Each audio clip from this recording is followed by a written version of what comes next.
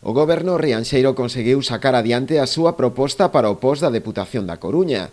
Dos preto de 700.000 euros que lle corresponden ao Concello no marco do Plan Provincial, máis de 500.000 destinaránse a gasto corrente, para axudar así a sufragar custos como os derivados da xestión de residuos e limpeza viaria. A proposta de Rianxo en Común saiu adiante co apoio do Partido Popular. Se trata de facer fronte a unha serie de gastos sobrevidos que, evidentemente, son imposibles de cuantificar nun orçamento municipal, máis que non se sabe. Certo, que vai moito importe para esta partida, pero isto tamén incidir en que hai que poñer as pilas por parte do equipo de goberno e intentar captar a máxima axuda posible, as máximas axudas posibles e subvencións para minorar este gasto corrente que pode ser abastecido por esas subvencións e dotar esta partida para outros proxectos.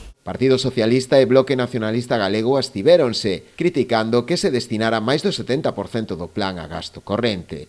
Ao noso entender, isto débese a unha malísima planificación por parte do Goberno, que non fixo máis que perder recursos que poderían ser redotados por subvencións que non foi quen de presentar.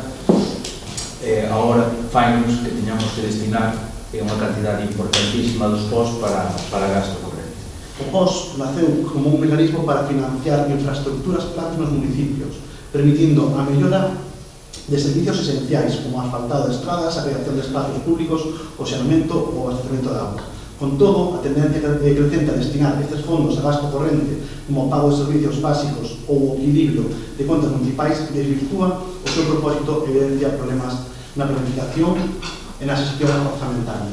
No apartado de obras contémplanse tamén dúas actuacións. A segunda fase da mellora do vial entre o Burato e Fachán, na parroquia de Taragoña, e a dotación de mobiliaria á biblioteca, tras a recente reforma do Pazo de Martelo. Na sesión aprobouse tamén o plan complementario, no que se incluíu a ampliación da rede de saneamento e abastecemento de auga nos núcleos de Meiquiz e Or, en Leiro, por importe de algo máis de 200.000 euros.